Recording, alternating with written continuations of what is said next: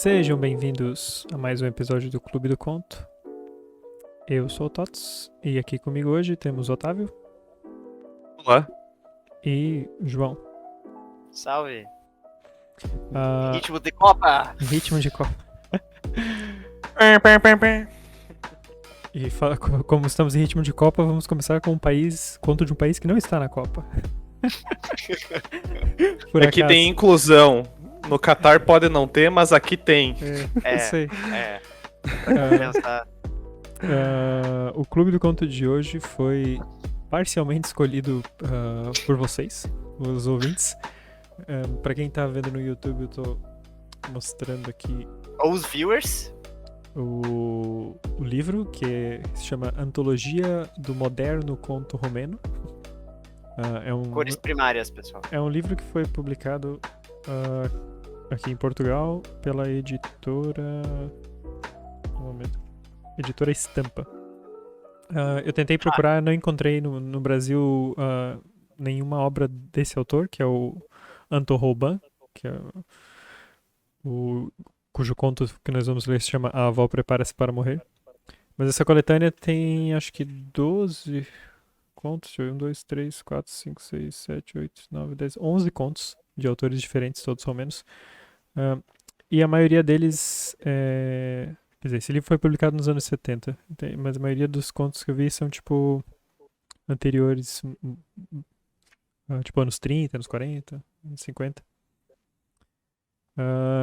E nós não temos muita informação sobre esse autor, sobre o Anton Rouban. Ele morreu muito jovem, ele morreu com 34 anos. E ele estudou letras e escreveu alguns romances e teve um romance que virou peça, mas, tipo, quase nada foi muito bem sucedido, assim. Até ele foi...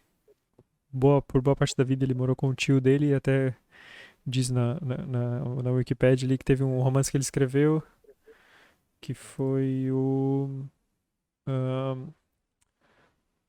tem um nome em romeno aqui que certamente não vou saber falar, mas em inglês é Myrrell's Novel, né?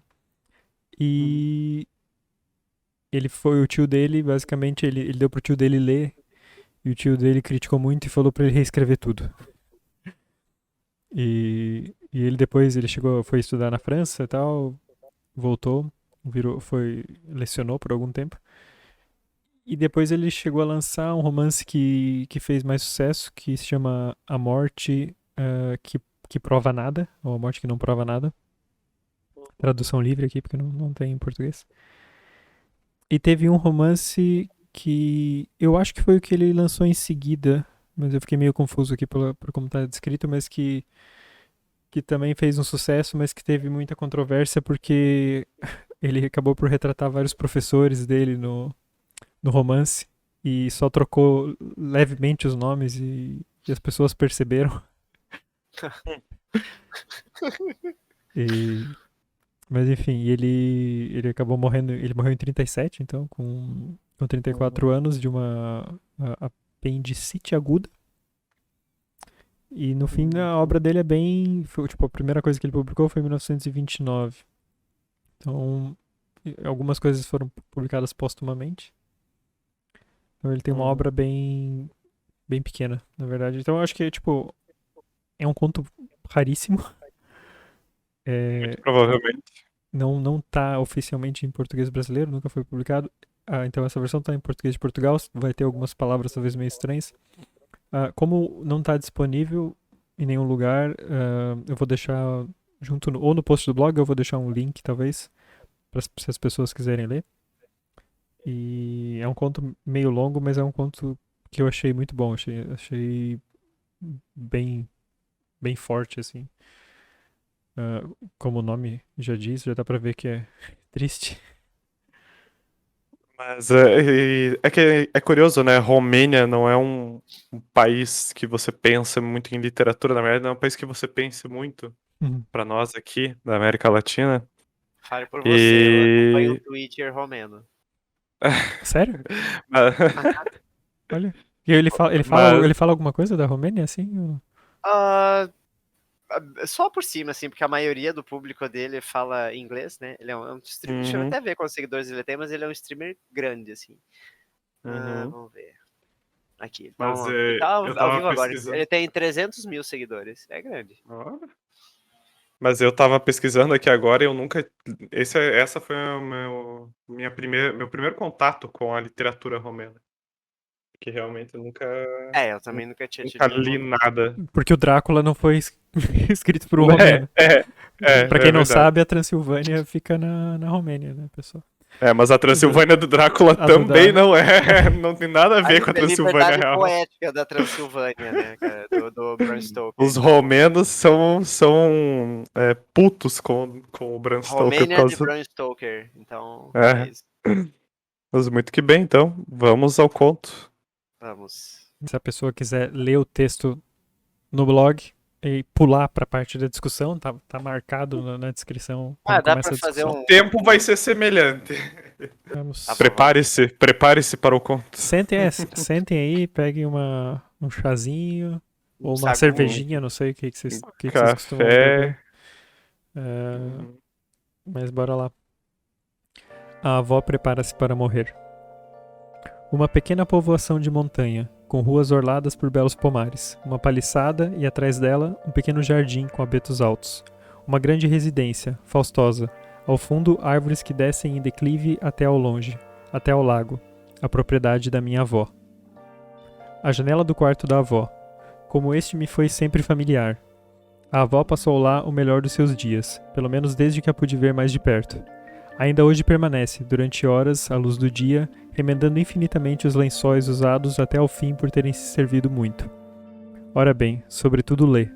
Os jornais em primeiro lugar, pois interessa-se por tudo que se passa nesse mundo e porque pode, graças a eles, num interminável monólogo silencioso, continuar as conversas que tinha outrora com meu avô. Tem certamente um fraco pelos liberais, mas não vai ao ponto de confessar muito alto, pois sabe que nos libertamos das tradições e que estamos preparados para fornecer argumentos mais fortes que os seus, a que não poderá replicar. O próprio avô foi liberal durante 50 anos sem jamais se vergar a qualquer traficância, de modo que ela se habituou a considerar a sociedade apenas deste ponto de vista. Uma vez, imóvel à janela, vira atentamente as páginas do seu livro. Se o romance trata de um assunto histórico, tanto melhor, pois a avó foi professora de história e esta preocupação não deixou de a influenciar também. De vez em quando a avó abre a janela para dar ordens à cozinheira, que se anda no pátio, e esse ruído da janela que ela abre, reconhecê-lo-ia não importa quando a obcecar-me-á toda a vida. Da janela do seu quarto de dormir, a avó permanece durante muito tempo a contemplar o vasto pátio que se estende diante dela. A cozinheira atravessa-o, ocupada no seu trabalho. Algumas mulheres do campo vêm oferecer criação. A vaca volta dos campos, o cão de guarda, preguiçoso, agita-se no seu sono. As gatas, graciosas, pisavam a erva com precaução. Apaixona sobretudo o espetáculo da criação a que se dá comida. Para assistir a ele, a avó acorda cedo e instala-se à janela ainda de camisa de noite. A cozinheira chama. Venham, minhas queridas. E de todos os lados, as mais diversas espécies de galináceos acorrem ao seu chamamento, em tropel, para debicar os grãos.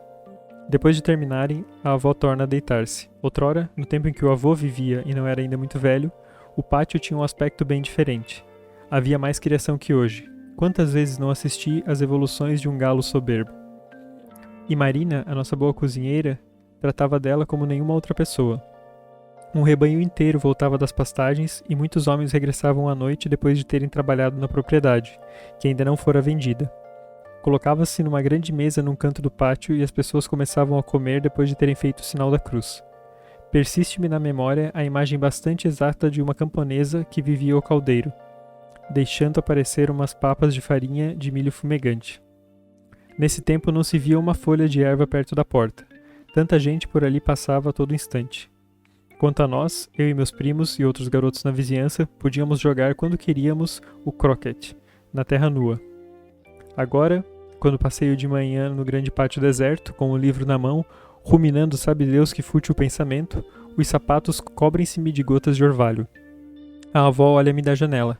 Faço-lhe o pequeno sinal, que semelha uma declaração de amor, com a mão colocada sobre o coração, enviando-lhe com a outra um beijo. Ela responde-me com o mesmo ar travesso, com uma pequena careta, tanto quanto possível graciosa. É sobretudo ao ter a mão na sua, velha mão quente, trêmula, adorada, que noto quanta pena sentirei quando a avó já cá não estiver. Aqui as coisas permanecem paralisadas durante anos e anos. Não me recordo de que se tenha jamais tocado no móvel sequer. Na sala, as fotografias do rei Carlos I e da rainha Isabel. Mas na divisão do meio, na penumbra, vêm-se os retratos de um chá da Pérsia e do Guilherme I da Prússia, adquiridos pelo avô em 50 anos antes, numa feira, sem dúvida para ornamentar a casa. Durante a guerra, fazíamos com frequência a troça da avó por ela, francófila, apaixonada, ter na parede a imagem de um imperador alemão. Mas a avó, embora evitasse replicar a nossa troça, não tirava o retrato, de tal modo que era hostil a todas as modificações na casa. Os meus avós sabiam administrar os seus bens, mas preferiam conservá-los em vez de fazer inovações, exceto no começo da sua vida de casados, quando construíram e arranjaram tudo. Assim, não é fácil mudar os próprios objetos do seu lugar. O pequeno relógio de sala encontra-se ainda acima da lareira e o tinteiro com caneta está no parapeito da janela.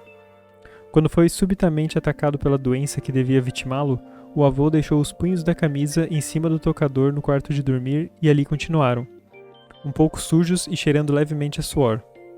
E não foi unicamente por piedade que ninguém tocou neles, mas porque era hábito da casa não tocar em nada.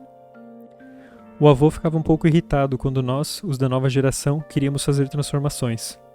O acesso à rua é assegurado por uma porta situada de fronte da sebe do jardim e por uma cancela. Chega-se lá mais depressa através desta, pois para se alcançar a porta é preciso fazer um desvio. Como a cancela permanecia aberta por negligência a maior parte do tempo, os garotos judeus introduziam-se às vezes no jardim para roubar flores. O avô decidiu condená-lo, fixando-o com pregos, apesar da nossa oposição. Porém, reabrimos-lo na primeira ocasião, às escondidas, pois não conseguíamos habituar-nos à ideia de ter de dar mais uma centena de passos para chegar à rua. Para nos castigar, o avô mandou-a pregar ainda de maneira mais firme e guarnecer de arame farpado. Tentamos convencê-lo a abrir de novo a cancela, com o pretexto de que, não havendo já flores no jardim, essa medida não tinha razão de ser. Porém, o avô não nos deu ouvidos. Após a sua morte, que nos causou toda grande dor, tentamos pôr o nosso projeto em execução, mas a avó, que tomava outrora o nosso partido, opôs-se para nossa grande surpresa. Não podemos contrariar a vontade do avô. E de súbito concordamos com a sua opinião. Temos a impressão de que o avô não morreu. Os anos passam e continuamos a vê-lo nos lugares que lhe eram familiares. À mesa, a tomar o café com leite, o que fazia com o decoro requerido, a passar nas alhas, a ler na sala. Ouvimos também as suas perguntas, reconhecemos o timbre da sua voz. Costaqué, o pequeno criado que a avó arrancara à rua, tirara de lá também muitos outros garotos, crê nas almas e no outro mundo. Assim, afirma teimosamente que o vê passar com frequência no pátio, ao luar, e isso não nos parece impossível. Com o pouco de vida que lhe resta, a avó quer manter a casa tal qual o marido a deixou e mandou replantar o ligustrum, no próprio local onde secou, podar artisticamente as árvores, efetuar as reparações necessárias. E quando entrevemos o que acontecerá mais tarde, a angústia oprime-nos. Quem irá assomar, como outrora, entre as árvores com as quais crescemos? Trago comigo o caderno e escrevo esses apontamentos ao acaso. A atmosfera que aqui reina é tão obsessiva que o assunto parece inesgotável. Às vezes sento-me numa cadeira no quarto de dormir, perto da avó, e contemplo-a quando lê a janela. Outras vezes fico sentado num banco, sob um abeto. Um dos meus passa por ali, mas não me arranca as minhas meditações. Olho para as aves, para as pessoas que de vez em quando passam na rua. Ouço o cantar do galo. Encontro-me nesse instante na parte de trás da casa, no grande jardim que de lá desce até o lago. Estou num grande terraço rodeado de encantos por 3 lados, e que tem uma mesa e um banco fixado no solo. As árvores carregadas de frutos e as alhas orladas de groseleiras descem em declive. Os seus cimos vermelhos sangram entre os frutos. Ao longe elevam-se colinas, de linhas nitidamente demarcadas no horizonte. Na área principal dos jardins, acha-se espaçadamente um banco, para a avó repousar. As propriedades do avô estendiam-se até ao lago, que não se vê daqui, e um grande número de cenas acodem-se à memória nesses lugares onde gostava de deambular, colher flores dos campos, sobretudo margaridas, à beira de um longínquo regato, deslizando através das espigas de trigo mais altas do que eu, saltando para cima do carro carregado de feno, contemplando com a avó os camponeses ocupados a amanhar a terra ou participando eu próprio na debulha, no meio das máquinas com poucos rudimentares, mas que me parecem deveras complicadas. Depois, o avô não cessou de vender parcelas de terra devido a quantias que lhe ofereciam ou por causa da guerra, ou ainda aconselhado a não fazer por grandes trajetos para ele fatigantes. Deste modo, temos presentemente apenas este encantador jardim. A avó, por mais esforços que isso lhe custasse, descia todos os dias ao fundo do jardim, por vezes logo após a chuva, correndo o risco de escorregar nas veredas úmidas, para ver como iam as árvores e se os criados cuidavam bem dos legumes. Mas este ano já não pode ir lá como dantes. Às vezes, mais raramente, alguém leva ali pela mão. Senta-se apenas para descansar. Disse-lhe um dia: "Sabes, em Bucareste construíram muitas casas novas. Até há poucos anos ia lá todos os anos. Ouvi dizer que na nossa povoação também construíram casas novas. Assim, nem sequer consegue ir à nossa povoação. Vejo ainda em certos dias de festa, pôr o bonito chapéu de plumas para visitar alguns amigos que lhe restam. Agora, descer ao jardim tornou-se para ela um problema, por causa do coração. O espaço reduz-se-á cada vez mais para a avó. Renunciou ir ao cemitério, até a sepultura do marido. Irá lá ainda uma vez, no fim, e então será para sempre. Grande acontecimento na família. O meu primo Lelu casa-se. Ou antes, isso deveria constituir um grande acontecimento. Outrora, em semelhantes ocasiões, travavam-se longas conversas, organizavam-se banquetes para os quais toda a povoação era convidada e serviam-se 1000 coisas boas que o avô mandava vir de Bucareste. Porém, os tempos já não são tão propícios. A incerteza do amanhã não nos permite gastar sem contar. Depois da guerra, todos alimentamos o sentimento de que pode acontecer alguma coisa muito grave. A mãe de Lelu começou a enumerar algumas das desvantagens dessa união. O rapaz, embora licenciado, não consegue encontrar emprego. A noiva, gentil e animada, parece das melhores intenções. É filha de um professor. Sob que augúrios começará a nova existência? Certas privações conduziriam talvez a conflitos no casal, os quais se iriam agravando. Depois de tudo, é ainda a mãe de Lelu que acrescentou: "Afinal, para que nos havemos de apoquentar? Se a coisa não der, separa-se e procuram se arrumar a vida no outro lado." São as palavras que as pessoas dizem com ligeireza nesses tempos. Outrora, pareceriam sacrílegas. A boda decorrerá às pressas, sem grandes cerimônias, em Jace, na casa dos pais da rapariga. Poucos amigos serão convidados. Ninguém pensou em presentes para os noivos. Lelu levou apenas alguns dias a decidir-se, ou melhor, foi um capricho da jovem, que não quis esperar mais um mês, depois de ter esperado todo o ano, que o obrigou a decidir-se, e ao fim de várias conversas entre os pais, ninguém encontrou mais nada para dizer. Lelu partiu para Jace, e por timidez não teve sequer coragem de prevenir toda a família. Partiu discretamente, conforme seu hábito. Todavia, antes de partir, um instinto secreto impeliu-o a despedir-se da avó. Ela estava a ler um jornal na varanda, como se tivesse adivinhado que se passava qualquer coisa invulgar. Quis levantar-se ao abraçar o neto, embora isso constituísse um grande esforço para sua idade, e apesar dos protestos de todos os presentes, a cena foi solene. Há 50 anos, um dia após a cerimônia nupcial, a avó começou a encarregar-se das contas da casa. Escreve num livro todas as despesas do dia, o dinheiro que desembolsou ou aquele que recebeu, pois vende o leite ou outros produtos da excelente propriedade e no fim do mês faz as contas. A sua escrita de aluno aplicado é-me familiar. Os números apresentam-se cuidadosamente desenhados, e diante deles figura a natureza da despesa. Açúcar, farináceos, criação. Leva para junto da janela a sua pequena escrivaninha. O tinteiro familiar, o livro. Depois, com um ar muito sério, de costas viradas para a porta aberta, perto do qual passamos, pois não gosta de ser incomodada, dedica-se à sua escrita. A tal Gina encontrou o livro. Cada soma gasta figurada ali. Mas, para sua grande surpresa, verificou que faltava, sob a linha traçada abaixo dos números, o total do mês decorrido. A voz explicou. É que eu já não consigo fazer a conta como devia. Esqueço os números ao passar de um para o outro. Por isso disse para mim mesma, no fundo, para que fazê-la? A avó, só ao fim de tantos anos, compreendeu que não tinha qualquer necessidade de fazer a soma total das suas despesas. Mês após mês, uma transformação na sua vida. Primeiro, fez os seus cálculos, verificando que a lenha do aquecimento daria para todo o inverno. Pouco depois... Que dirias tu se no próximo ano já não tivesses avó? A avó encara a morte de maneira lúcida e chama sempre as coisas pelo seu nome. Nunca foi supersticiosa, e parece-lhe ridículo que os jovens possam ter medo do número 13 ou da sexta-feira. Achei curioso um sonho que me contou esta manhã. Nem parece dela. O avô chegara, no sonho, apressado, vestido para um passeio, de chapéu, sobretudo e bengala. Então acordei, ainda no sonho, e perguntei-lhe o que procurava. Supunha que partira para uma longa viagem. O avô respondeu-lhe: esqueci-me dos punhos e vim buscá-los. Os punhos que depois da sua morte não tinham sido retirados do tocador. Mas por que não descansas? Deves estar cansado. Não, sabes que bem posso ir num instante tão longe quanto quero. Como ele adorava as viagens outrora. E queres partir imediatamente? Sim, alguns amigos esperam-me. O fato é que a avó via através da janela alguns amigos, com os quais o avô andara metido na política durante dezenas de anos. Os Bratiano, os Sturza, encontravam-se ali também o feitor da propriedade, Ion Armanesco. Todos tinham falecido. O avô fez um convite. Queres vir comigo? Não. A avó não quis ir com ele.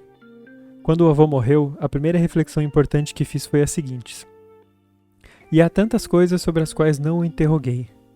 Coisas da minha infância, da sua vida de outrora. Bruscamente, uma infinidade de coisas passaram a interessar-me. Coisas essas nas quais não pensara, até esse momento. O que ele fizera na escola? A sua participação na Guerra de 77. Do mesmo modo, a avó conhece uma grande quantidade de segredos e adio sempre para mais tarde as minhas perguntas. No que toca aos acontecimentos do passado, a sua memória permanece intacta. Pode reconstruir pormenorizadamente cenas verificadas há 70 anos. Recorda-se de gestos insignificantes, de frases sem importância, e se a interrogam, adora contar factos. É realmente divertido ver essa velhinha, que mal se aguenta nas pernas e sobre o qual paira um futuro sombrio, rir a gargalhar ao contar como apanhou uma palmada na sua mamã. Era ruim a minha avó, mas eu também era o que se pode chamar travessa. Conhecia já muito velha, de cabelos todos brancos, e eis que tenho de a imaginar com suas feições de uma garota travessa, sempre pronta a fazer das suas. O avô sabia o que queria, mandou os filhos para boas escolas e fez contas todos os dias para assegurar a sua existência. Mostrou-se prudente em todas as coisas e cético relativamente às transformações demasiado rápidas a que a guerra nos habituara. Como reitor de liceu, durante 40 anos, jamais quisera modificar uma nota e por isso tivemos grandes discussões sobre o assunto, pois ele não concebia que se pudesse fazer semelhante coisa. Se temos um aluno que nos merece alguma consideração, interrogamo-lo, ainda uma vez, com benevolência. Mas se mesmo assim não se sabe nada, que se pode fazer? Em política, permanece fiel a um partido, durante toda a sua vida, como um homem de uma época invulgar. A avó fala frequentemente dele com orgulho. Fez tudo a sua causa. Os pais dormiam com todo um rancho de crianças num só quarto, no campo. Ele soube suportar a pobreza, dedicar-se ao estudo e depois educar bem os filhos e socorrer outros garotos que viviam na miséria. Fez economias, depositou-as no banco e construiu essa bela casa. Não há árvores aqui que não tenham sido plantadas pelas suas mãos. À nossa volta, elevavam-se árvores carregadas de todas as espécies e soberbos abetos, que hoje atingem essa altura miraculosa. A família desenvolveu-se ao mesmo tempo em que suas árvores. Depois o avô desapareceu. Ele que era a única pessoa que tinha relações diretas com elas. Chegamos mais tarde e encontramos tudo no devido lugar. O avô era alto e direto como um fuso, com uma barba branca de patriarca e fronte lisa, mesmo nos seus últimos dias. Tal era o seu físico, tal era o seu temperamento, a imagem dos abetos plantados defronte da casa. A avó foi o seu colaborador mais precioso. Confeccionou o vestuário das crianças, deu-lhes as palmadas de que necessitavam e velou para que andassem sempre bem alimentados. Nunca disse mal de ninguém. Aliás, nesses tempos não havia absolutamente nenhuma razão para dizer mal. Mostrou-se justa para com os outros. Nunca invejou a felicidade do próximo. Cumpriu suas obrigações com todas as circunstâncias, sem se interrogar sobre o fundamento nessas obrigações. É em pessoas semelhantes que se apoia a sociedade, e não em nós, que consideramos certas ideias antiquadas, devido ao fato de não termos nenhuma que nos guie através dos tempos e de nos demolirmos mercê das nossas dúvidas. Depois de nós, não haverá sequer uma árvore plantada pelas nossas próprias mãos. Durante a guerra, os meus avós regurgitaram-se de todo o coração com as vitórias do nosso exército. Afligiram-se com as suas derrotas e evitavam a verdade quando esta era demasiado triste. O seu otimismo parecia ingênuo, mas a nossa interpretação dos fatos, apesar das pretensões de objetividade, não era demasiado pessimista, e por isso mesmo falsa. Haveria nesse espírito de contradição, que nunca nos abandonava, apenas o desejo de sermos objetivos ou a secreta intenção de perturbar as suas almas tão límpidas? O avô teve uma morte magnífica, como aliás devia ter. Não me encontrava então no país, mas contaram-me todos os pormenores. A doença durou semanas. Logo que ela se declarou, foi transportado para Bucareste para ser examinado por médicos célebres. Em vão, morreu no dia de Páscoa. Trouxeram-no para a cidade natal numa carruagem, o resto da família veio na outra. Em dado momento, imersa profundamente na sua dor, a família desatou a rir. Um dos meus tios avisou a minha avó, mas não se verificaram as cenas atrozes que seria de esperar. A avó adivinhou imediatamente o que se passara. Estava perfeitamente preparada, sinal de que pensara muito nessa eventualidade. De resto, o avô, previdente como sempre, mandara construir, aos 70 anos, um jazigo no cemitério. Por conseguinte, se a verdade é que não falavam da morte entre eles, a certeza da morte entraria em linha de conta, mas isso quando a hora soasse, no crepúsculo da vida, e não de improviso. Quando o carro funerário passou diante da casa, todas as árvores estavam em flor.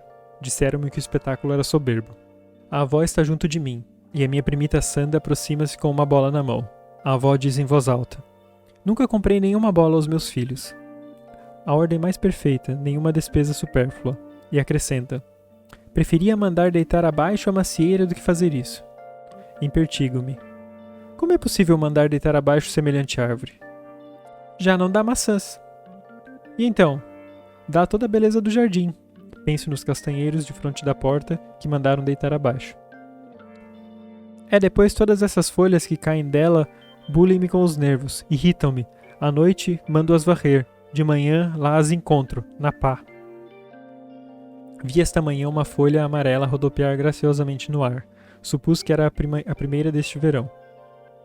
Por que não copio o que diz a avó, ao acaso, mesmo os pensamentos mais insignificantes, embora saiba bem que não é insignificante nada do que diz um ser que se prepara para morrer, sobretudo se aquilo vibra em mim e na minha família.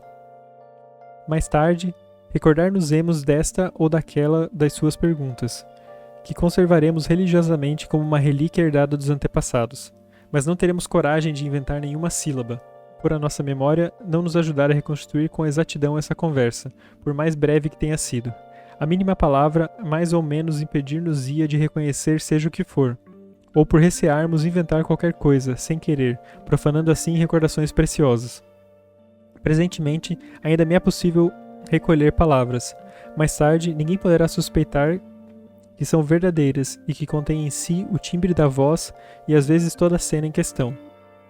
Do mesmo modo, não tiro fotografias para eternizar os recantos queridos da casa, pois tenho ainda a liberdade de ir onde quiser. E, sobretudo, os gestos familiares da avó. Pois não é uma fotografia da avó, grave, ataviada, não se apresenta habitualmente assim, que será comovedora mais tarde, mas uma fotografia dela à janela, a fazer uma paciência, a ler. Compreendo claramente tudo isso, e todavia não me dou o incômodo de adquirir uma máquina fotográfica, de comprar rolos. Não o faço só por preguiça, mas também por economia. De fazer tudo o que é preciso. Adio isso de dia para dia. Estou ligado a todas as casas da nossa povoação, a todos os seus habitantes, aos acontecimentos mais insignificantes. Vá onde for, parece-me ouvir o sino da igreja dar horas, da igreja erguida no meio da pequena localidade, encarando unicamente uma existência pacífica. E quando volto aqui, no verão, a primeira pergunta que faço é a seguinte: o que aconteceu durante a minha ausência? O mínimo acontecimento interessa-me, e só raramente dou conta de uma boda de nascimento ou de um enterro. Tenho essa impressão que a vida monástica oferece. Nada muda, tudo está fixo para sempre. No entanto, olhando mais perto de mim, apercebo-me que muitas coisas se modificaram, e que no fim foi o nosso pedaço de terra que mais existiu, durante muito tempo, o que se me afigura incrível. O avô morreu, é verdade, mas a mesma atmosfera persiste, embora se tenha ecoado mais de meio século nestes lugares e entre estes mesmos abetos onde brinquei outrora ao pé coxinho. As casas da vizinhança, com tudo aquilo que as rodeia, quase não mudaram. Mas 10 em 10 anos, os que ali vivem mudam de residência. De frente de nós vive há algum tempo o dentista Greenfield, um homem simpático, que enquanto trabalha, se diverte através da janela aberta a ver-nos brincar no jardim. Diz-me: sinto-me feliz quando vejo abrir a sua porta, para deixar entrar o carro do primeiro a chegar. Sei então que é a primavera. Mas quando o último parte, é uma tragédia, de novo o inverno com a sua desolação. Quanto tempo poderão ainda durar esses verões maravilhosos? A avó tem 80 anos, por conseguinte. Aproveitei tudo o que podia aproveitar. Após a sua morte, venderão a casa, pois nenhum de nós poderá viver aqui para a manter. Então ninguém tornará a vir cá. Volvidos muitos anos, se me for ainda dado viver, sem quaisquer laços com as novas gerações, voltarei numa viagem apressada para rever os lugares da minha infância. Instalar-me-ei no hotel, a única coisa que não conheci aqui. Enumerarei todos os que partiram e sentir-me-ei contrafeito, entre eles desconhecidos e esses indiferentes, indignando-me o fato de se julgarem senhores desses sítios que só a mim são familiares. Lançarei por fim uma olhadela por cima da vedação para ver o que se passou com a nossa casa. Preso perto do poço, um poço de água tirada com balde, o cão-urso pavoneia-se. É um grande cão de pastor, negro de presas de aço. Mete medo, embora não tenha ainda mordido ninguém. Os meus primos pequenos contam-me que podem brilhar com ele sem receio. Adinel cabriola pelo pátio, segurando-o pela coleira. Olho e reconheço, por assim dizer, os seus modos amigáveis, mas falta-me todavia coragem para me aproximar. Em geral, dorme e preguiça pela erva. Disseram-me que, no inverno, o seu pelo negro parece uma mancha magnífica sobre o manto imaculado de neve que se estende a perder de vista, sem pés a calçá-la. Alguns dias antes de o avô adoecer, Urso desatou a uivar num queixume lúgubre, uivando assim até depois do enterro. Toda a gente conhece esse instinto dos cães, que os impele a uivar quando morre uma pessoa na casa, mas uma coisa é ler isso nos livros e outra bem diferente é assistir a ela. Presentemente, ao menor latido de urso que possa parecer um queixume, a angústia oprime-me. Os meus avós eram muito púdicos, jamais lhes ouvi dizer palavras impróprias, mesmo no auge da irritação. De mesmo modo, nunca pareceram vestidos com negligência. Vi sempre a avó, pelo menos de saia e corpete. Envolve geralmente os ombros num chale, pois aqui, mesmo no verão, está bastante fresco. Eis porque, se descubro qualquer exceção a esta regra de serem delicados e extraordinários para os tempos primitivos a que pertenceram, não deixo de refletir nela. Um belo dia a avó surpreende-me, embora fosse já espigadote, na ignorância da diferença física existente entre um cristão e um judeu. Arregalou os olhos. É possível que não saibas isso na tua idade? Quando tinha 10 anos sabia já essas coisas todas. Aprendi os segredos da procriação por intermédio dos meus camaradas do liceu, mas a diferença entre um judeu e um cristão foi a avó que me ensinou. Uma vez, tendo de ir a Bucareste num comboio que partiu de manhãzinha, disse adeus a toda a gente na véspera. À tarde, no dia seguinte, apesar das minhas precauções, a avó ouviu-me partir e correu até a porta para me abraçar mais uma vez. Tinha os pés descalços, os cabelos desgrenhados, apenas a camisa de noite em cima do corpo, o rosto ainda corado do sono. Foi a única vez que a vi vestida desta maneira, mas a imagem apresentada não era de modo nenhum vulgar. Talvez transfigurasse o amor que sentíamos um pelo outro. Presentemente, a avó sente bastante necessidade de dormir. Cansa-se depressa. Deita-se diversas vezes por dia, mesmo que não durma. De noite, como outrora, demorar-se-ia de bom grado junto da família, mas a tia Gina manda-a para a cama. Por vezes, enerva-se quando entende apenas fragmentos da nossa conversa. Como resmungamos ao termos de lhe explicar tudo em pormenor, vai então deitar-se desgostosa sobretudo consigo mesma. É divertido ver como ela dorme todos os dias. Estende-se em cima de um pequeno canapé no lado e enrosca-se para aí poder caber toda, apoiando a cabeça na mão.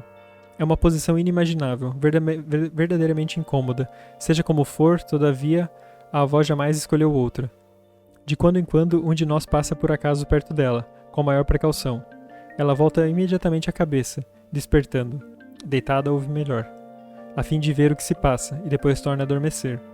De manhã, porém, desperta com o primeiro raio de sol, como aconteceu sempre ao longo de toda a sua vida, para se dedicar às suas ocupações. No entanto, não se atreve a ir à janela para contemplar a sua pequena propriedade. A tia Gina dorme com ela no quarto, e a avó aprendeu a temê-la. A nossa tia sacrifica-se e fica durante todo o inverno com a avó, mas gosta de ser obedecida. A avó conta-nos como uma pequena careta infantil. Eu dou a impressão de dormir, para que a Gina não faça escândalo, mas desagrada-me morrer na cama. São pequenas servidões a que se resigna. Na medida do possível, procura conservar os seus velhos hábitos de autoridade, para mostrar que é a senhora aqui. Apesar de tudo, tem todos os dias de renunciar a esta ou aquela imposição, pois já não se encontra em estado de manifestar firmeza até o fim. Tem de permitir que os outros se ocupem dos assuntos da casa. como símbolo do seu poder de outrora. Guarda consigo no bolso do avental as chaves da casa. A minha casa, o meu jardim, para que não haja qualquer dúvida. Se no testamento o avô não tivesse posto tudo em nome dela até sua morte, que tragédia teria acontecido? Ao longo dos anos, não se verificaram senão pequenas transformações nessa casa, mas apesar de tudo, todas as crianças encontramo-la completamente em ordem. Todavia, tinham mandado abater quando estávamos em Bucareste, pois não sabemos de nada, não nos tínhamos pedido opor. Os 2 castanheiros à fronte da porta. Estes castanheiros eram soberbos, e suas folhagens entrelaçadas formavam uma abóbora de verdura por cima da porta. A nossa infância decorreu na sua vizinhança. Agarrávamos-nos aos ramos, colhíamos flores, divertíamos-nos a arremessar castanhas. E admirávamos-los todas as vezes que passávamos perto, pois constituíam realmente uma entrada real. Quando voltamos certo verão, já lá não se encontravam, tinham sido abatidos. O acontecimento tomou a meus olhos as proporções de uma catástrofe. Os próprios vizinhos lamentaram-nos, pois viam neles um ornamento para nossa rua. Como acontecera isso? Uma conhecida não achara melhor do que dizer a tia Gina: tem coragem de ficar escondidos no fundo de um pátio tão escuro? Pode acontecer uma desgraça. E a tia Gina, cheia de medo, decidira mandar derrubar as árvores para dar mais luz ao jardim. A avó mostrou-se surpreendida com essa decisão, mas resignou-se, porque, se nada lhe causava medo. Talvez tivesse dito a si mesma, movida pelo seu instinto de poupança, que a operação reduziria numa boa quantidade de lenha para o fogão para aquecimento. Os meus primos e eu fizemos em seguida toda espécie de censuras inúteis. A nossa dolorosa pergunta: por que é que mandou abater esses castanheiros? Foi-nos respondido: porque entendemos fazê-lo. Em vão, demonstramos dar-lhes a ideia de abater outras árvores. Perante isso, aduzimos um argumento mais sutil. Que diria o avô se pudesse ver agora a casa? Não obtivemos resposta. A avó mordera a isca. No entanto, estávamos convencidos de que o avô não se teria zangado. Ela arranjara todo o jardim na mocidade, e nos últimos dias de sua vida, quando já não se podia permitir inovações, teria talvez aceitado desfazer o que fizera. De resto, com o pretexto de que isso o embelezava, procedera de uma poda excessiva e deixara os abetos mais nus na base. Seja como for, não é coisa de somenos fazer crescer uma árvore, quando se pode decidir uma pessoa a mandá-la debaixo em alguns minutos. A avó não era supersticiosa, e já não conhecia o medo. A minha família fora do mesmo modo corajosa outrora. Nunca houve nessa localidade um larápio que pudesse ser considerado temível. Tudo que o avô conhecera que se assemelhasse a um gatuno fora um criado chamado Pricope, que costumava subtrair-lhe o enxadão, uma vez por mês, para não ir dá-lo como penhor na taberna em troca de aguardente. No dia seguinte, o avô dirigia-se à taberna, que conhecia, e trazia-o. Esse incidente repetiu-se algumas vezes, mas é preciso dizer que certo dia, uma aventura horrível alarmou toda a localidade. Na casa defronte da nossa foi assassinada uma grega rica, a senhora Kyriakos, que convivia com toda a gente bem da terra. Nunca se conseguiu descobrir os culpados, mas decorreram 20 anos. Eu era garoto nesse tempo, mas recordo-me do terror que se apoderou da família, nas discussões e nas novidades contraditórias que chegavam de casa defronte. Depois, antes de se deitar, toda a gente decidiu fechar as portas do ferrolho, enquadrinhar todos os cantos, espreitando mesmo para debaixo da cama. Só a avó continuou como sempre. Quando na sala de estar, onde fez sempre as suas paciências à noite, ouvia qualquer ruído no que fosse da outra extremidade da casa. Ia lá só. Atravessava toda a série de divisões, mergulhadas na obscuridade, e inquiria: quem é que está aí? Petrificados pela sua coragem, aconselhávamos-la a ser mais prudente. Como se o inimigo mais perigoso ainda, a morte, contra o qual não se existe qualquer meio de defesa, não espreitasse a todas as portas. A própria Marina, a cozinheira dos meus avós, que esteve 50 anos a seu serviço, desde o dia da boda, já não pertence a este mundo. Franzina, delicada, de olhar quente, tinha uma imagem graciosa. Regozijava-se com todos os acontecimentos felizes que se verificavam na família. Tinha jeito para interpretar o movimento das nuvens e dos sonhos. Durante a guerra, a avó, enquanto distribuía as provisões à cozinha, mantinha ao corrente dos tristes comunicados oficiais. Toda a família era naturalmente francófila, e Marina também. Após a sua morte, compreendi que uma guloseima especial, com a qual ela nos atulhara, ia desaparecer para sempre. Era a única a possuir a receita. De maneira que agora, pensamos com enternecimento nessa guloseima, outrora insuportável. Toda a família foi ao seu enterro. O avô disse então, dito espirituoso à avó: já podemos morrer, temos uma cozinheira. Como conseguiram os meus avós adquirir tantos bens e criar tantos filhos? Cuidando devidamente de cada um deles, embora tivessem começado a sua vida sem muito dinheiro, simplesmente com o ordenado de um professor de outrora. Cada despesa era maduramente avaliada, e embora as melhorias não constituíssem nada de espetacular, e tudo decorresse suavemente, não eram menos seguras. Nós, os jovens, escandalizávamos muitas vezes ao ver que o avô não sabia ser generoso mesmo no fim da vida, quando tinha já o seu pé de meia. A avó não é uma mulher que deite o seu dinheiro pela janela fora, mas não é tão poupada. O Estado esmera-se em complicar todos os cálculos e alterar quase todos os meses o montante da pensão entregue em datas imprecisas. A avó tornou-se muito mais razoável.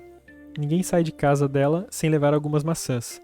Ela própria diz com um ar mais benévolo do que nunca: vá ao jardim e apanhe todas as maçãs que quiser.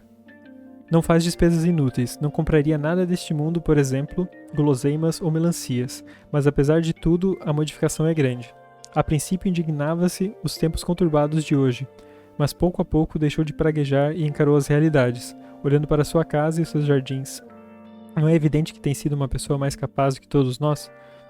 Todas essas dúvidas que continuamos com orgulho, pois revestem-nos uma profunda complexidade, tornam-nos incapazes de edificar seja o que for. À noite, depois do jantar, a tia Gina manda apagar uma de suas lâmpadas da sala de jantar, para fazer um pouco de economia. Pouco depois, porém, a avó diz à criada para tornar a acendê-la. Terei bastante escuridão na cova. Escrevi essas linhas no pavilhão onde a tia Gina trabalha habitualmente. Somos muitos na casa e, com frequência, passa alguém de frente diante do pavilhão. Ao lado, a erva e os abetos, de frente à rua. Às vezes, uma camponesa ainda pergunta: não quer criação? E outra grita: amoras, quem quer comprar amoras? A minha primita Sanda aproxima-se da mesa, depois de ter feito andar o comboio até esse momento no pátio, e fita-me. Sanda tem 10 anos e é muito pequena, graciosa, de olhos grandes. Por fim pergunta-me: que é que tu estás a escrever? Um livro, onde falo de árvores, de uma casa e de um jardim. Como é que ele vai chamar? Apesar de todos serem mais velhos que ela, Sanda foi a única que teve a curiosidade de me perguntar o que estava a escrever. E ninguém duvida que descrevo precisamente esses lugares. A bem dizer, não acredito no meu talento. Conhece-me demasiado bem, depois de garoto, e viram-me em inúmeras atitudes familiares e ridículas. Neste mesmo momento, tenho as pantufas nos pés e estou aqui torcido, preparado para ceder o meu lugar a alguém mais idoso, e quase todos são mais velhos que eu. Continuo o mesmo para todos, pois envelheceram ao mesmo tempo que eu, e ainda hoje, embora tenham decorrido muitos anos, o meu lugar é sempre ao fundo da mesa. A pergunta de Sanda comoveu-me. Tenho vontade de lhe dizer a verdade, que não disse a ninguém. Embaraçar-me-ia, mesmo dizê-la aos outros, pois poderiam supor que descrevo antecipadamente a morte da avó. Tenho amado muito esses lugares e pensei em descrevê-los. E dizer que tudo isso desaparecerá. Que reflexão esta, a da pequena Sanda. Na verdade, só uma pequenita teve a coragem de exprimir, em voz alta, um sentimento que todos compartilhamos, essa pequenita mais sentimental que os adultos. Sim, essa reflexão é dela. Sanda afasta-se de mim e continua a brincar sozinha no jardim. Um galo entra no pavilhão, debica sem receio alguns grãos espalhados no chão, e aproxima-se de mim como se eu fosse uma inofensiva estátua. Como está agora deserto o nosso pátio. E quanto ruído havia aqui no tempo em que as minhas tias ainda viviam na casa. As reuniões provincianas de antes da guerra, que registrei com os meus olhos espantados de garoto, toda a cidade vestida segundo a última moda de Paris. A valsa que causa vertigem e a quadrilha. Continuo a guardar na memória as imagens de alguns velhos de riso descuidado, hoje transformados em velhos ou desaparecidos. Muitas iguarias boas estavam espalhadas em cima da mesa da sala de jantar, muitas delas trazidas especialmente pelo meu avô de Bucareste, essa capital que para nós estava rodeada de uma auréola de lenda. Esperava a festa com a mesma impaciência febril que os outros, tecia projetos, alentava mil ilusões. Depois, sentava-me numa cadeira para ver melhor o espetáculo e os vestidos de cauda comprida, mas adormecia, apoiado ao espaldar pela cadeira, apesar de todos os meus esforços para ficar acordado, pois semelhantemente festas não eram muito frequentes. Alguém aproximava-se e declarava, para meu grande desposto, que devia ir deitar-me, mas a avó intervinha imediatamente e decidia que eu continuasse no meu lugar. Toda a glória de outrora desapareceu. Os meus avós envelheceram, a vida tornou-se mais calma. Há alguns anos a nossa casa conheceu ainda alguns dias de glória, mas de outra maneira. A Dina, a minha prima, não era ainda a rapariga desempenada que é hoje. Vivia como o demônio, fazia participar nas suas brincadeiras os pequenitos judeus da rua, corria entre as árvores, brincava às escondidas ou jogava bola. A avó não conseguia suportar todo esse alarido e enervava-se com frequência, mas não se mostrava realmente inflexível. Presentemente, todas as alhas estão imersas em silêncio, e quando a cancela chia, voltamos imediatamente na cabeça para ver quem chega. A erva invadiu tudo, uma erva bonita como a dos cemitérios. Qui n'a pas son grain de foi? Quem não tem o seu grão de loucura? Divirto-me loucamente quando surpreendo qualquer pendor romanesco na avó. Esta mulher, que durante 80 anos foi acima de tudo prudente, sabia muito bem o que fazia. Um dia, caiu no jardim e torceu o dedo mínimo. Nesse momento, não sentiu qualquer dor e levantou-se sem ajuda. Tive receio de não poder calçar as luvas, disse ela com ar sério, embora não usasse luvas, pois deixaria de ir à cidade. Os nomes próprios que deu aos filhos, o avô não se imiscuiu nisso, são também bastante patuscos: Otávio, Virgínia, Antonieta, Eugênio, Corina. E cada nome tem uma história. Assim, deu a uma das filhas o nome de Corina unicamente porque lia então avidamente no folhetim do jornal Universul, o livro Corina ou a Itália, de Madame de Staël. Passeio no pátio entre os galináceos, com o livro na mão. Georg, a criada, racha lenha. Maria, a cozinheira, tira água do poço. A avó observa, através das janelas, esse espetáculo idílico. Aproximo-me e falamos amigavelmente de mil pequenos nadas. Por cima de nossas cabeças, o céu matizado com figuras inverossímeis, cenas das mais familiares, repetidas vezes sem conta ao ponto de parecer eterna, essencial à minha existência, mas que todavia desaparecerá em breve, para sempre. Todos temos o nosso grão de loucura. Basta um pequeno cálculo para nos apercebermos de que tudo isso terá fim. É fatal que o corpo da avó encontre o pretexto de uma doença para se desagregar. É surpreendente que ainda resista. Ainda a encontraremos viva no próximo ano? Ninguém ousaria fazer uma aposta nesse aspecto. Ou, na melhor das hipóteses, supondo que resiste todo esse inverno, em que estado a encontraremos? A avó, esta mulher inteligente, que tudo discute, que tudo compreende, que evolui ao mesmo tempo que nós, que está ao corrente de todas as novidades, modelo de força moral e intelectual e de uma energia sem desfalecimento ao longo de tantos anos, tornou-se de súbito caquética. Todos os anos, em cada uma das nossas visitas, verificamos transformações nela. Tem o ouvido muito mais duro presentemente, tem mais receio do seu fim iminente, tem dificuldade de deitar a sua cadeira e cansa-se rapidamente. No próximo ano, o que sucederá? Será preciso que os outros a ajudem a fazer a toilette? Minha avó, adorada e contudo já outra. O futuro causa-nos um medo terrível, mas ninguém se preocupa com o futuro logo que ele se torna passado. O avô morreu há 7 anos e suportamos esta verdade. Sabemos com exatidão todas as coisas, mas não modificamos nada na sua rotina cotidiana da nossa existência. Do mesmo modo, só vimos aqui no verão, e creio que vimos cá não pelo fato de a avó se aproximar do fim da sua vida, mas porque a crise nos impede de ir para outro lado e agrada-nos o fato de termos à nossa disposição, sem gastar um centavo, uma casa soberba, num lugar com um ar muito puro. De resto, tardamos o mais possível em vir. De Bucareste, não temos pressa em enviar-lhes uma carta com as últimas novidades, embora sabemos que isso lhe daria grande prazer. Chegamos aqui, aborrecemos-nos como no passado, continuando cada um a ruminar os seus pensamentos. Procuramos lugares isolados e enerva-nos ter de repetir uma frase que a avó não entendeu. Consolamo-nos dizendo: mesmo que nos ocupássemos mais da avó, modificaríamos alguma coisa com isso? De qualquer maneira, esse presente tornar-se-á passado daqui a alguns anos, aconteça o que acontecer. Essa teoria destrói com efeito toda a iniciativa. A verdade é bem diferente. Quaisquer que sejam as reflexões que a triste sorte da avó nos inspire, o nosso temperamento continua de acordo com os seus instintos, como se o nosso juízo não fosse o resultado direto do temperamento. A avó tem um receio enorme de perder a memória. Se tiver de ficar tonta, prefiro morrer quando isso acontecer. Tal pensamento atormenta há algum tempo, e confessa-nos com frequência que esse terror obceca. A observação, não consigo recordar-me, aterroriza todos os dias, e como é natural, protestamos. Acontece o mesmo a todos. Mas apesar disso, a avó permanece inconsolável. Observo-a com frequência, sem que ela suspeite disso, e verifico que o perigo não é tão grande como isso. Noto, por exemplo, que se esqueceu de uma paciência que fizera milhares de vezes. Com um ar ligeiramente perverso, mostro-me espantado por ter esquecido semelhante coisa, sabendo bem que o meu espanto a aflige ainda mais.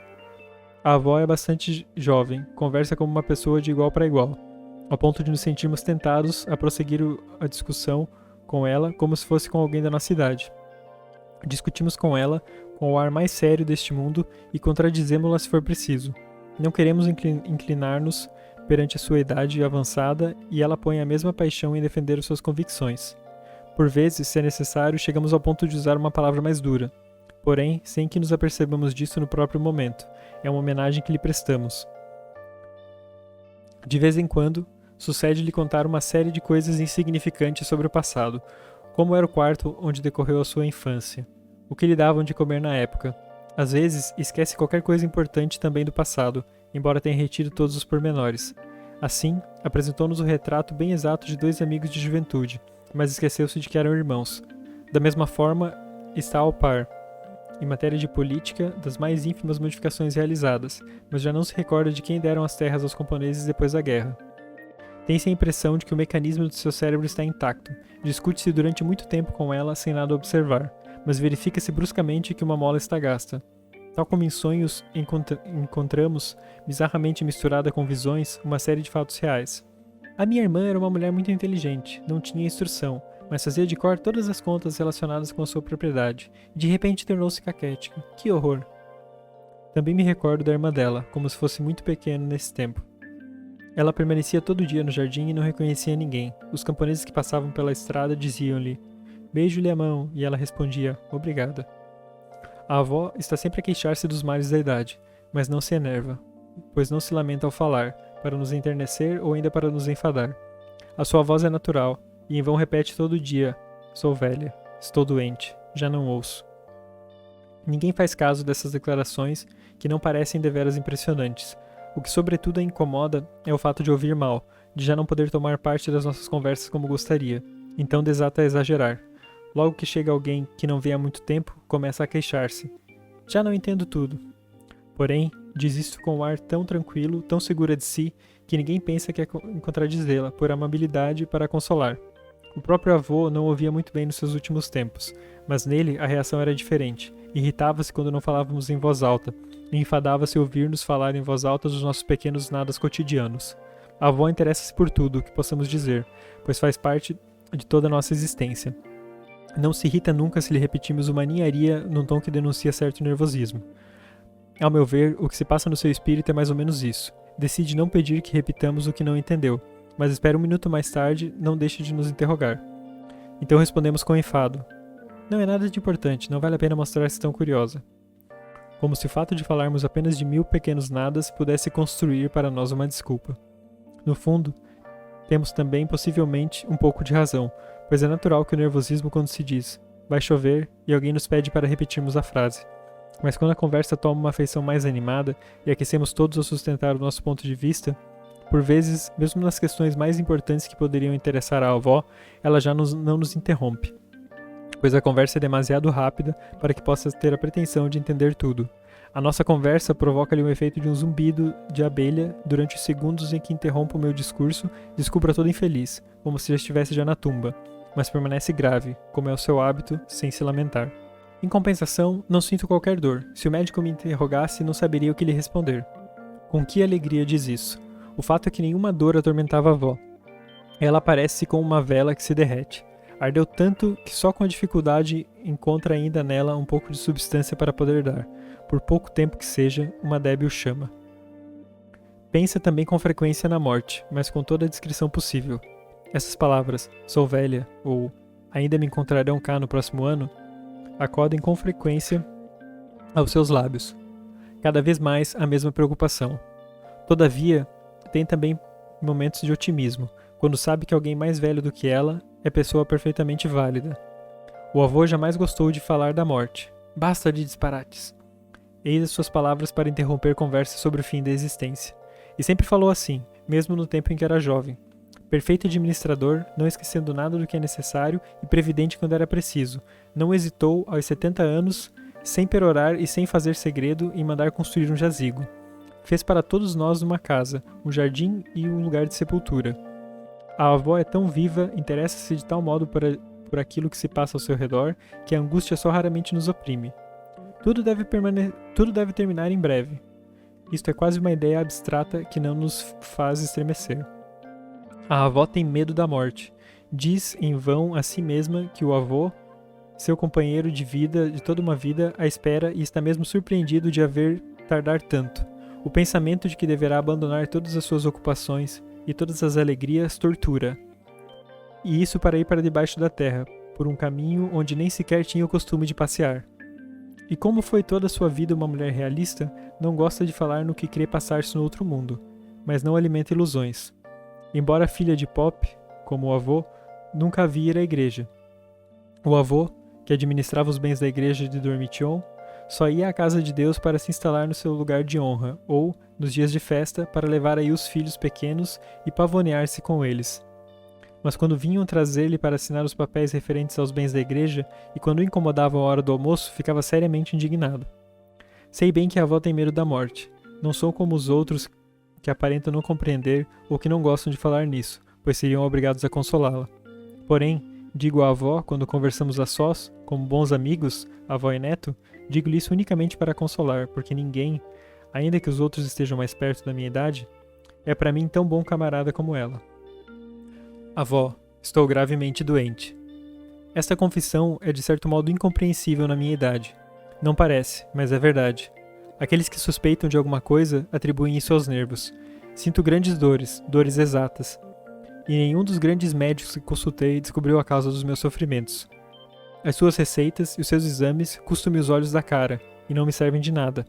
Não alimento a mínima esperança, pois todos os dias, a cada hora do dia, sou obrigado a recordar-me da minha tragédia. Alguém disse-me que brinco às escondidas com a morte. As pessoas são muito ignorantes, incapazes de adivinhar seja o que for. Há algum tempo, deixei de ter esperanças. Passaram vários anos, tão sombrios uns como os outros, e tomei todos os medicamentos, aviei todas as receitas. Em breve, tudo terminará, não tenho qualquer dúvida. De resto, não posso continuar a viver assim. Habituei-me um pouco a esses pensamentos e imagino que nenhuma decisão me parecerá demasiado grave. Estarei contigo um dia, por mais bizarra que possa parecer essa companhia, uma velha e um jovem. Os dois juntos, como aqui no jardim, avó e neto, no céu e pelas nuvens, e mais longe ainda, iremos até ao pé do avô.